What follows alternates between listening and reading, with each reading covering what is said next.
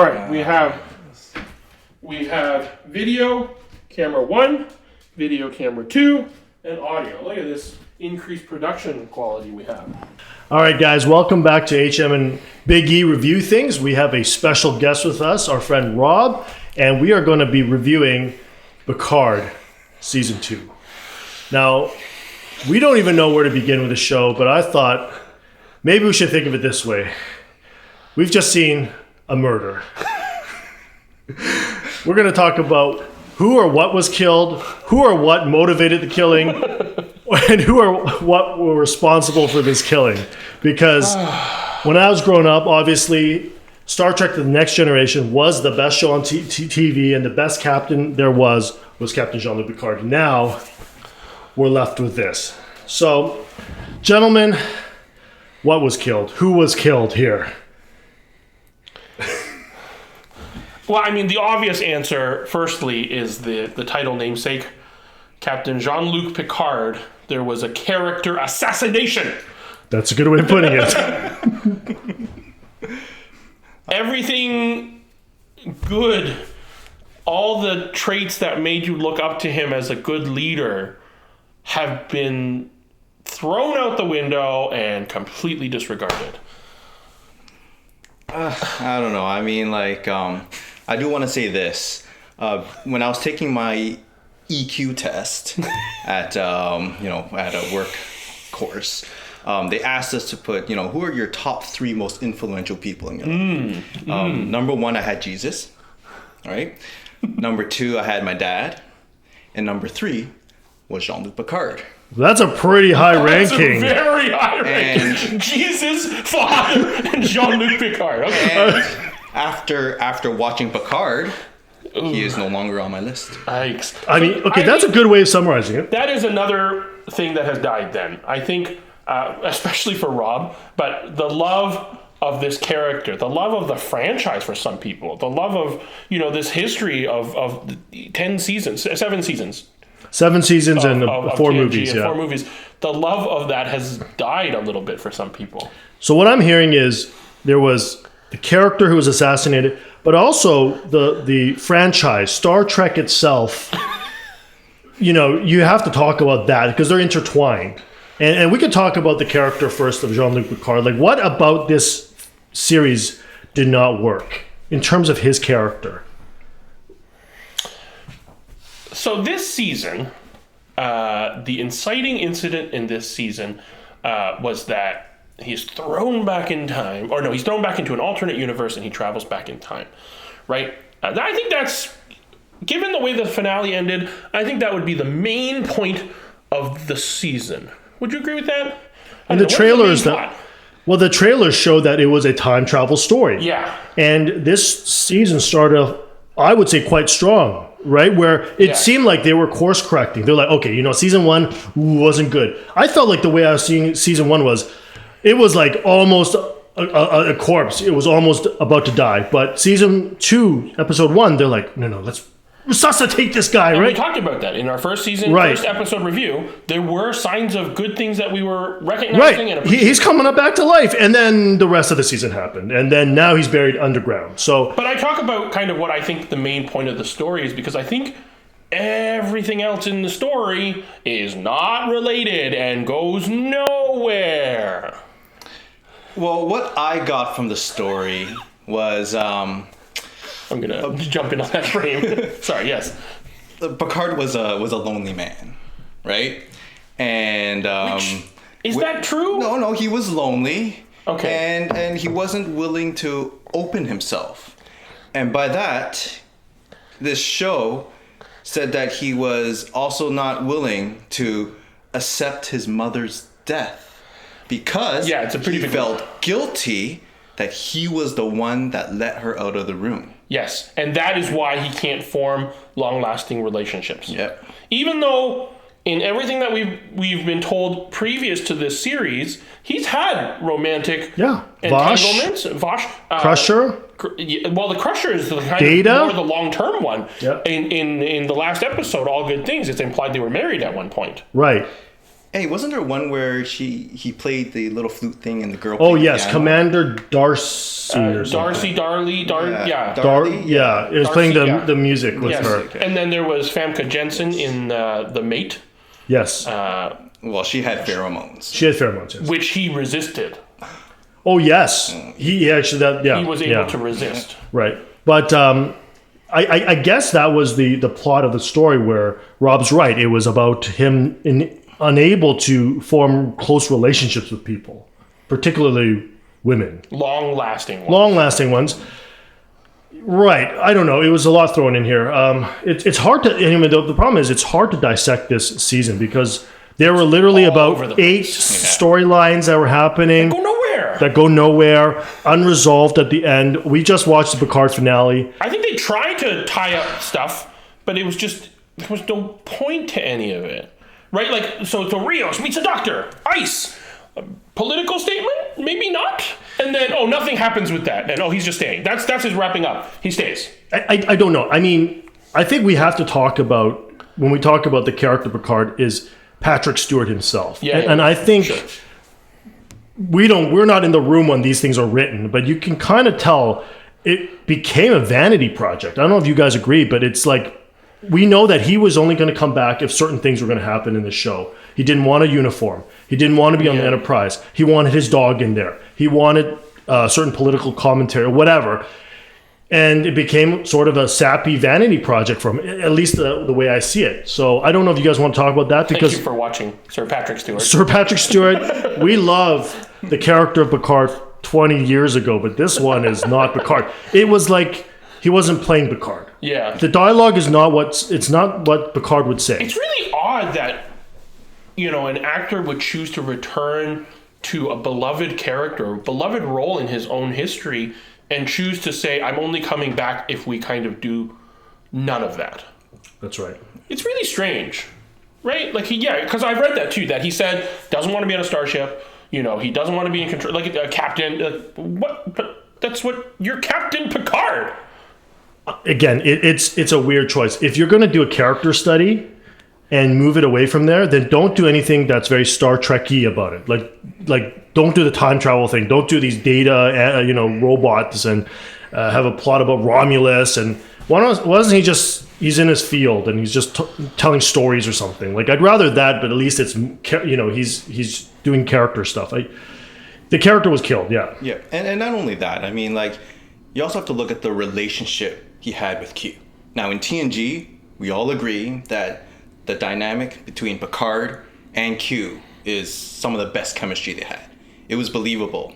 They were some of the best episodes. Yeah. I think John Delancey did a good job in season 2 of Picard here. Yeah. Their relationship still made no sense, which is kind of, I think, He was trying. He was trying. It's really a shame they didn't give him more to work with. I think he was. No, it was terrible. I mean, Picard the character was just, everything he does in this series is not what the TNG is built on. They tried to do a few speeches, but the other problem I found was Patrick Stewart's just too elderly. Mm-hmm. Yeah. And they're trying to do some action sequences, and he looks like he can't do any of it. He's trying to cower in the corner. Yeah. So it's really a series about him walking to different places and talking to people in a sappy way. Which is why it's so weird that he chose to eschew all of the things. A captain sitting in a starship would fit him fine. That's right. Yeah, talking to an alien, doing diplomacy, right? Talking to crew members that are down. He doesn't want that. No, it's a very strange thing. So I don't know where we can go with this. Picard was assassinated, his character. Patrick Stewart got involved. So why? It's a good question. Why? So you're talking about it's a vanity project? I'm assuming. I think Paramount, because they're in this streaming wars right now, and the streaming wars is huge. There's billions and billions of dollars at stake. I think they dumped a truck full of cash onto his driveway and said, "What do we need to do? Here's money. You want to be an executive producer? Sure. You want to write it? Sure. Let's give your input. You get to all this control. Please, we just need your name attached to something so people will subscribe. Please. Right. I just find it's a strange thing because you're going with this series called Star Trek Picard. So who are the fans that are going to be watching it? It's everybody who knows Picard. No person who's never seen the show will be. Boy, I really want to tune into this Picard show with this elderly man. This will be nearly nobody's entry point into Star Trek. Exactly. So if you're going to do that, then go all the way and do that fan servicing and build off his character and bring in the stars that we want to see. Anyways, so Picard was assassinated.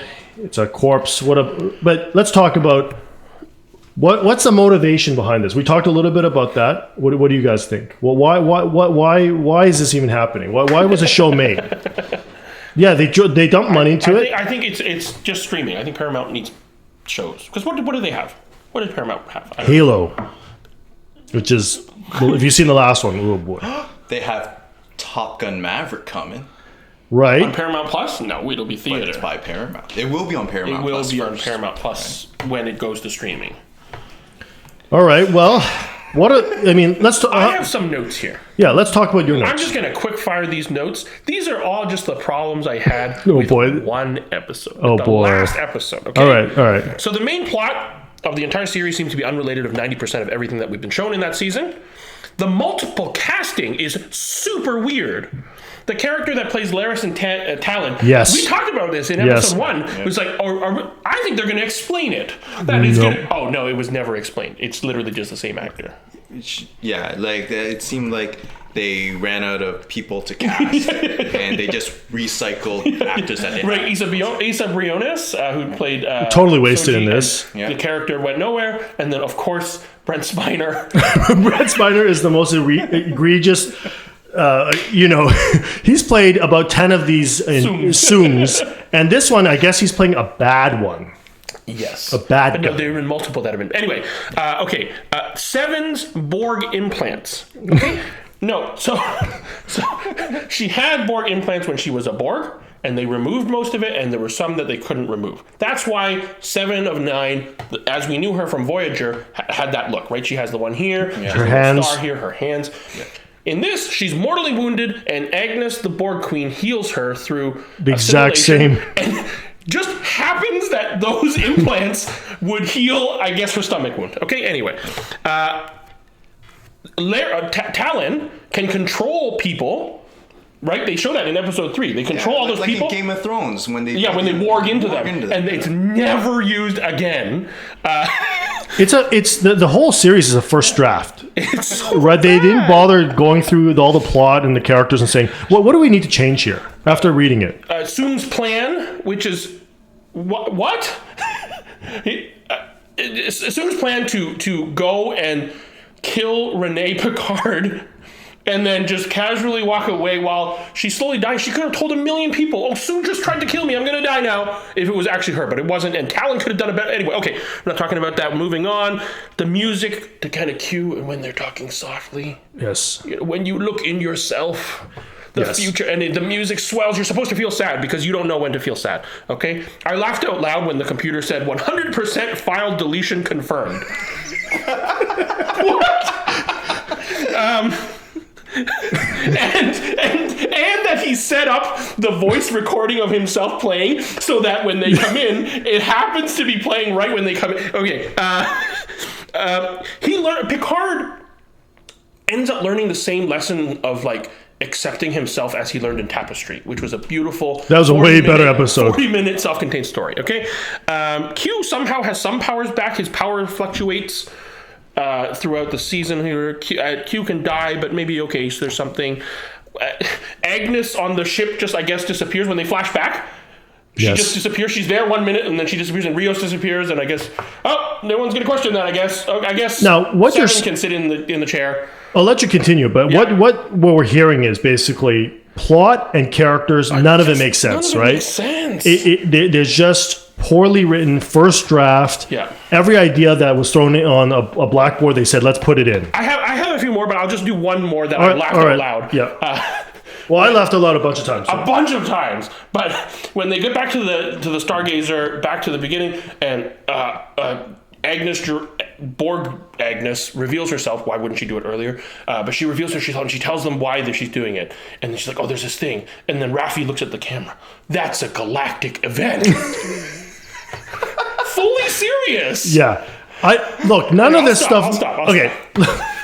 I don't know if we want to dissect this plot because if you're talking about murder weapons for Picard, the plot and the characters murdered this story. The bad and this character. The bad characters. I mean, okay, let's go over the characters first. Okay, sure. The characters in season 1 nobody liked. Okay, so when you watched episode 1 of this season, you thought, okay, they were trying to reboot them a little bit. They totally were. So Rios is a captain of a ship. Yeah. You know, some of these other characters are doing different things. Raffi's in a Starfleet uniform. Mm-hmm. Seven is doing her own thing as a ranger. You're like, okay, they're trying to make it more Star Trek. They're trying to put them in actual logical positions, right? And then this thing happens. So let's go with the characters. Was there one character in this series that you actually felt you'll give a pass on? It was okay. I have one in mind. Do you have one in mind? We should have written this down. Yeah, we should. Anyway. But oh well. Why don't you go first and I'll think about mine. The character that I think develops the most, it's a relative scale, I think is Agnes. Okay. I think all her stuff with the Borg Queen... I think Alison Pill.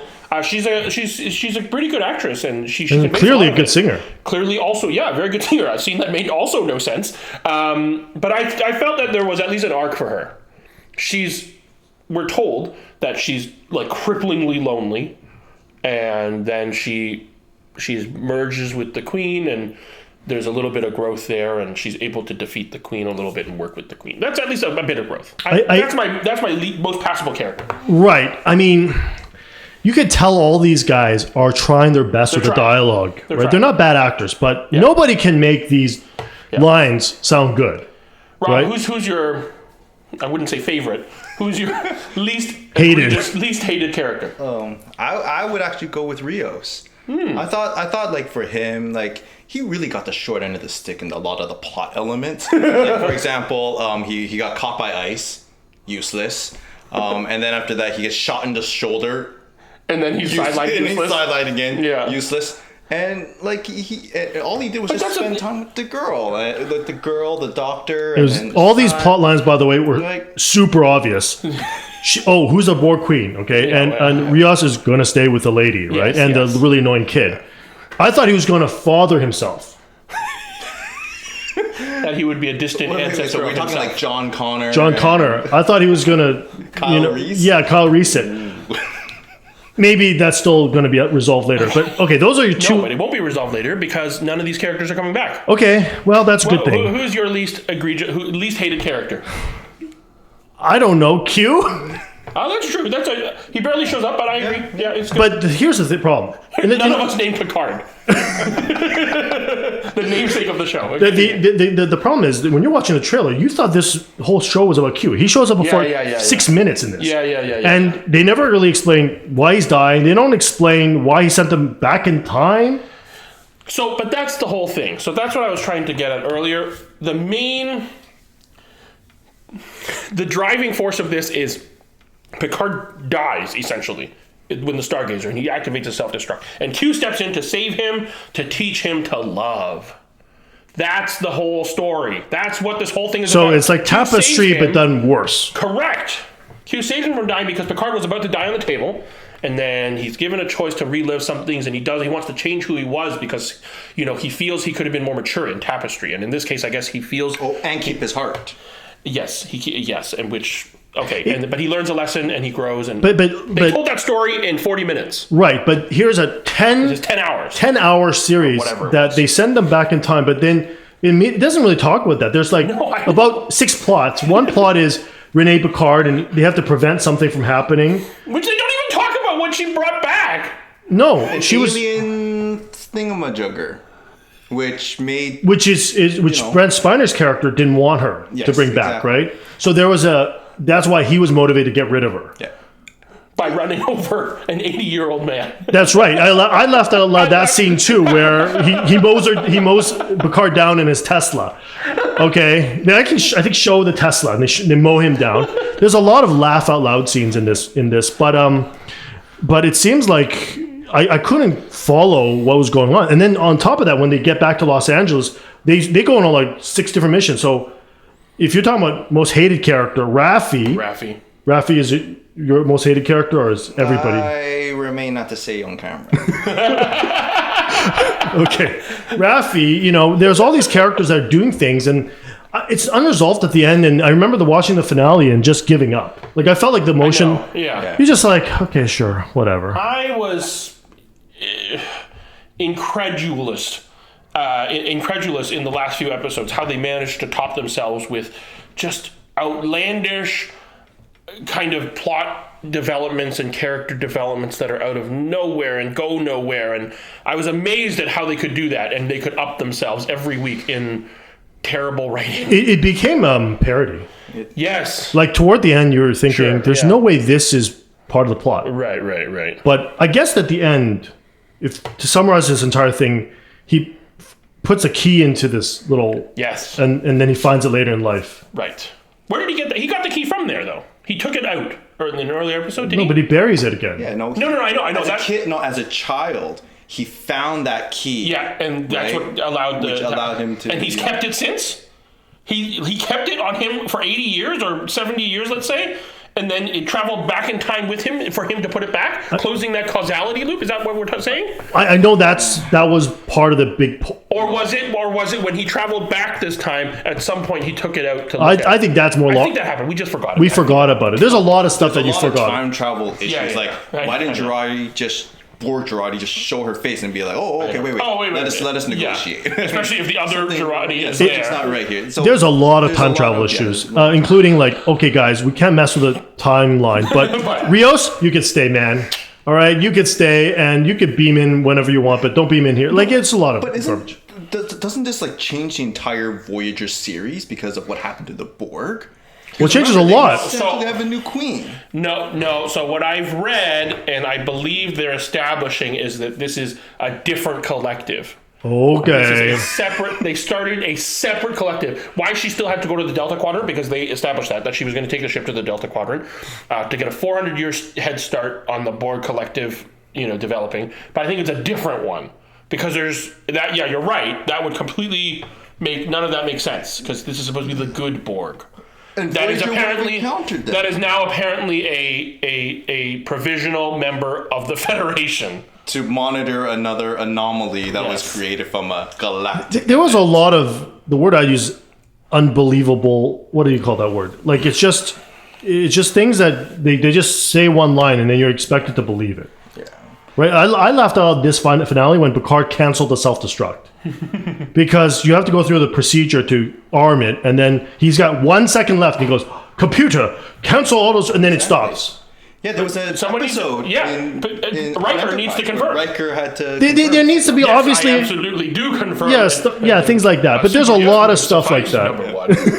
Right? Good. But anyways, what else did you guys? The characters. Okay, I don't think any of the character arcs were. No, before we move on. Okay. Let's focus on Picard's motivation to cancel Self-Destruct. Okay, right? I never thought of it. Let's think about this. All right. So the whole series is him having the self-destruct, Yes. blowing up, Yes. and then after that, Q saves them. Yes. That's and right. Now he is brought back. What is it about him that changed his mind to cancel the self-destruct and trust the Borg? Because the Borg. No, because she was playing the music.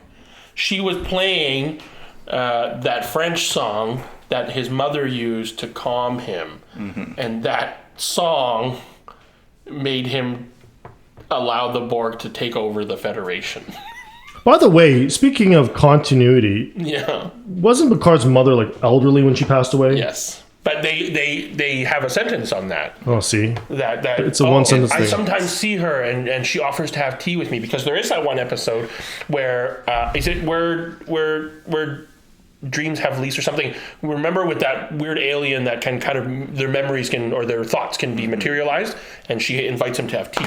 There's a lot of No, but I think there was a photo of her as well. There's lots of problems. Picard has a brother, Robert. and they never mention another child growing up with them. I just feel like if you're going to, like, honestly, if you're going to do a show with Picard, you know he's elderly, he wants to tell sappy stories.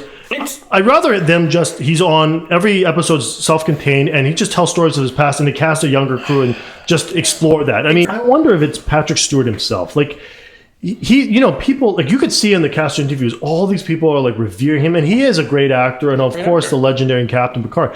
But it's almost like they're blind to Patrick. These stories are terrible.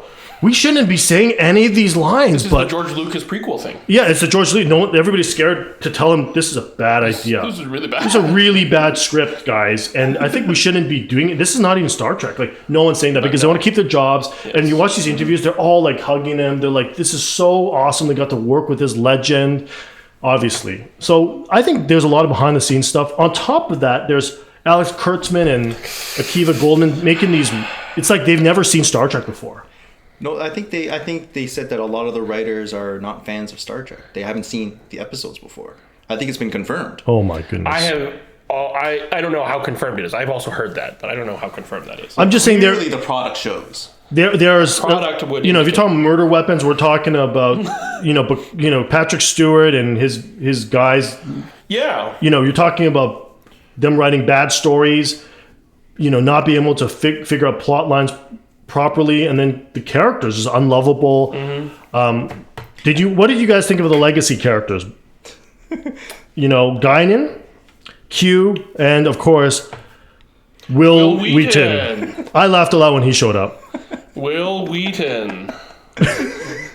He's still laughing now. He has to stop laughing. It's like he comes in and it seems like he was promoting the show. Yeah. He took a break from the ready room, put on a new jacket, and then they're like, just say something. Just come in, just say something. Just say something about the Traveler. And then he says something. And you're right. He's not acting as Wesley Crusher.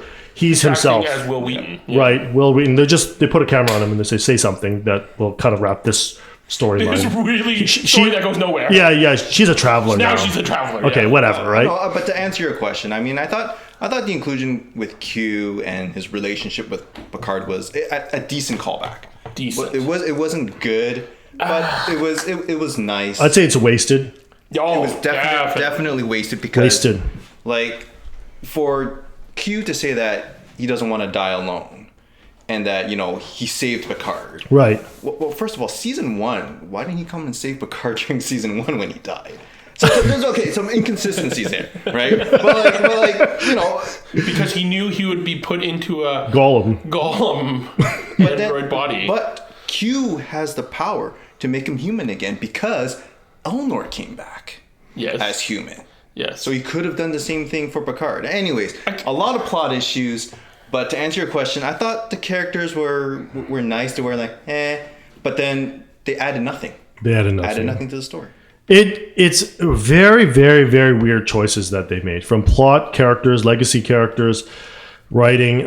Nothing of this series works. Like, I can't even think of one thing that really works about this series. And I think they know that too.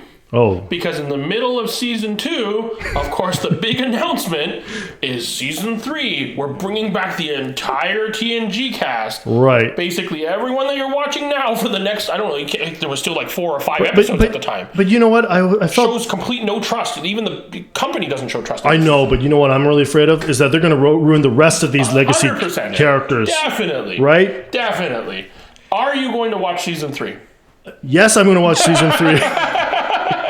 But I was joking in our first review of Picard that they're going to make Worf like a homeless person, right? And Beverly Crusher's like a drug addict or something, and Picard has to make a speech about it. Like, they're going to do stuff that makes no sense, that does not dishonors the character. But we've already established the Picard character is killed.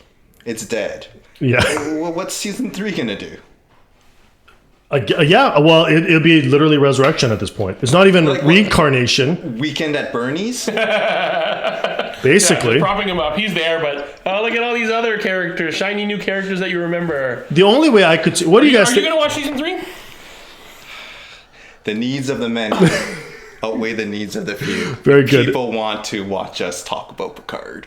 Look, I don't know. These are our least viewed segments. yeah, because it's a bad series. No one's watching. It is a bad series. Let me ask you, who's watching this series? If all the Star Trek fans are unhappy, I do see once in a while there is a good review, and I just don't know if this guy's paid by CBS or whatever. Right, and it's very possible because in season 1 and even in season 2, there were a lot of basically pages that detect bots and like the same message repeated using the same kind of keywords, and there was a lot of that for Picard. Yeah. So I'm sure they paid for some sort of campaign push or something that giving positive sentiment somewhere, but I've seen even some of the YouTube people that I follow and watch who are generally positive about a lot of new Trek and Trek breaking new ground and doing these new shows.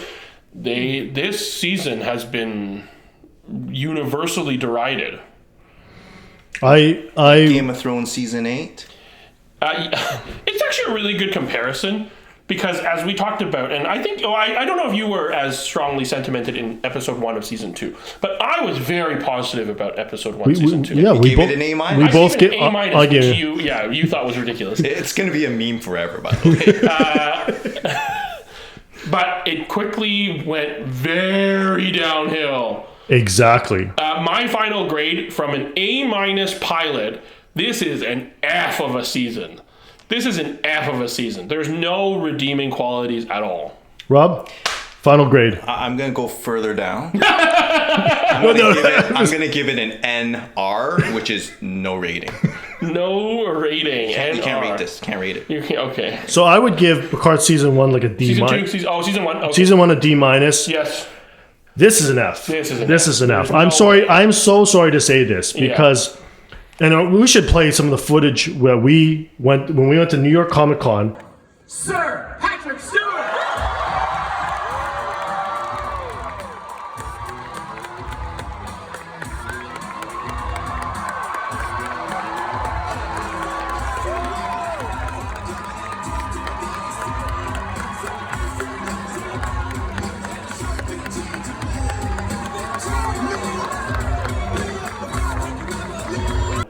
I was emotional when I saw Patrick Stewart coming up. They showed the trailer of the new cast. I was like, okay, he knows what he's doing. The crew knows what they're doing.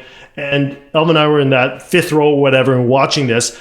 And I was so hopeful. And Shu were. Me and Rob were further back. Yes. Oh, yes. You sacrificed yourself for this. And you guys, we were all there watching this. Yeah. We sat through Walking Dead season 10. I didn't even know what that was. And we were just anticipation all the way to an F is so sad. It's very sad. It's so sad. And then you think about all the TNG episodes you watched, and they literally changed your life and the way you think about certain things, because here's this moral, just, upright, captain who's become this senile, elderly, sappy, vanity project inspired person. It's so sad.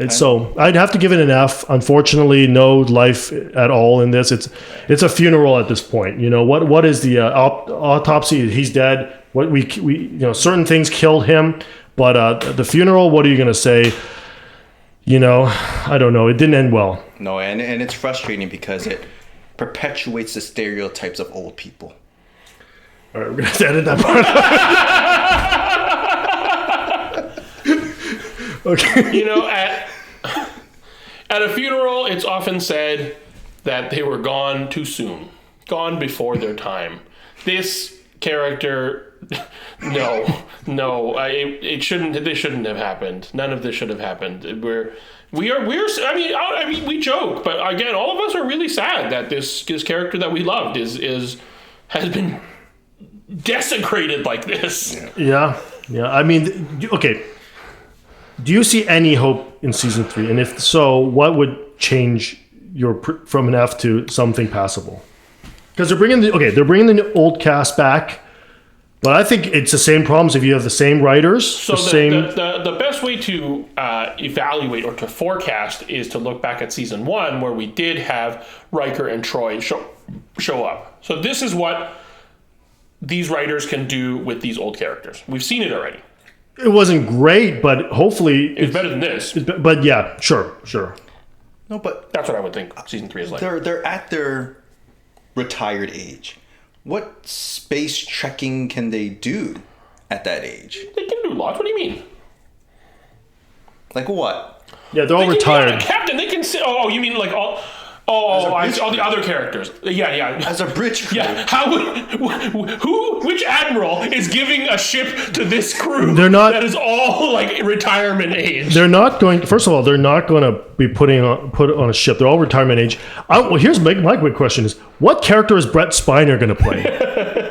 I thought, if anything, you want to honor him, he should have just been the computer voice, right? Take over. That's true. The computer That actually voice, would have been very nice. right? And it's like he could say all the lines for eternity. That would have been. And it'd be very really nice. And I think on paper it works. You're supposed to have a young crew, and Picard's the mentor, right? Yeah. And maybe he brings in Worf once in a while, and he teaches him a lesson. That's what it should be. But instead, it just became this schlock. So I don't know, man. I don't have much hope. I'm sorry to say on Picard season 3. I love all the old cast, but I don't have much hope. I think at this point it'll be another funeral that we're going to talk about in season 3, and then it might be the last one because they're not going to do any more. And then in your mind, what's going to happen is you're going to have to repress these memories Yeah. and just watch TNG Forever. And forever Just and just separate it. separate Yeah. it. This doesn't exist. This does not exist, exactly.